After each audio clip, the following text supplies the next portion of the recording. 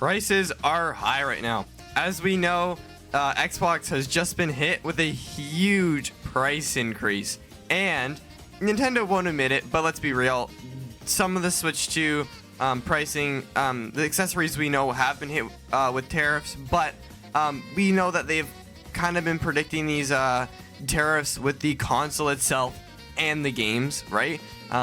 Even though Doug Bowser won't say it, my bet is that the Switch 2 price will go down when these trade wars and these tariffs kind of end, right? But aside from Nintendo, today we are here to not talk about Nintendo, but more put Xbox and PlayStation in the spotlight.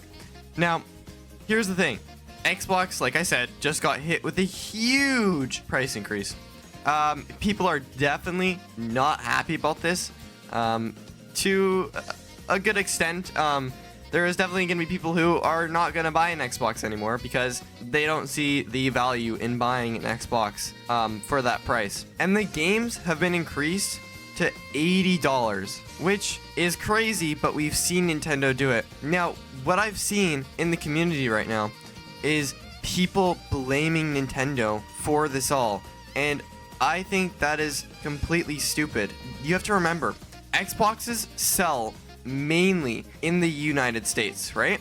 So since they're selling in the United States primarily, okay, they are affected by these tariffs. The other thing you have to note is that China banned certain materials or rare materials that are used for electronics from going to the States. So Xbox has also had to move their manufacturing over to other factories in Vietnam and Taiwan. So that leads to price increase, okay? Now, they haven't said any of this, but this is clearly true in a tech standard and to a tech point of view, right?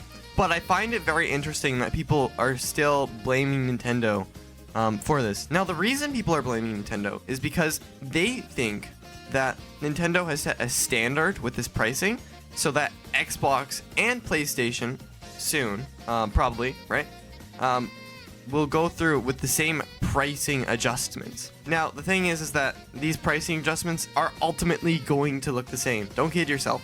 They are going to look the same because they actually have to adjust their prices too. And when they adjust it, they realize, oh, it's practically the same, right? And the crazy part is too, is that these companies are selling their consoles at a loss.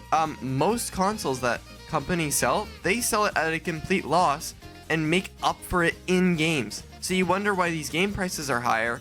It's because you are buying that hardware at a cheaper price from this company because they're giving it to you for a cheaper price, but they're expecting you to buy games for their platforms. You wonder why Steam isn't on PlayStation or Xbox or even Switch for that matter, right?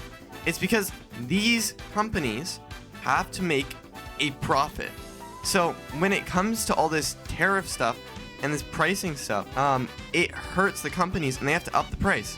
Now, people might be wondering, well, only the States, are putting on these tariffs and have these bans with China and stuff like that. And that is very true. So why would they up the price in Europe? Well, like I said, it's because these markets ultimately in the States. And so what ends up happening is that, yeah, they could up the price astronomically in the States. Like, we're talking normal Xbox Series X costing $700, right? But instead, what these companies do to still try and make a profit is they'll up it by $100, right? Because the Xbox Series X used to be $500 and now it is $600, right? But the reason for that is because they're mainly selling these consoles in the United States. So it means that most of their profit is going to come from the United States. So if they were to jack up the price to a huge astronomical amount, it would mean that they would lose a huge amount of their market either way. More than what they are losing now. They're still going to lose a huge amount of market on these consoles because of this price increase, right? Around the world. This price increase hurts the company, right? And they could, right? I'm saying they could just leave it. They don't even have to up the price. But it's more of like they don't get a choice, right? Because if they were to not up the price, then they'd lose an even more amount to the point where the company could go or could be severely hurt in the long run. right? Now, the other thing I've seen is people arguing, well, these are electronics, and Trump said electronics are exempt from these tariffs. The reality of it is, and it's pretty stupid, a lot of these countries around the world, including the States, have deemed consoles toys, not electronics, toys, okay? That is very important because toys are not exempt from tariffs, even though, in my opinion, these should totally be electronics. If they were deemed electronics, none of this would be happening. I'm not even kidding when I say this.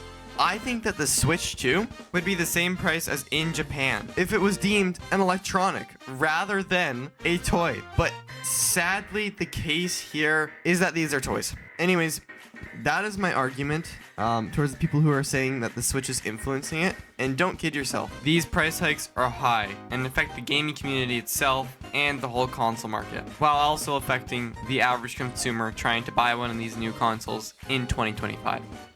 Anyways, thank you guys so much for watching. If you guys could just tap that little subscribe button down below, that would be awesome. And have a wonderful day. Peace.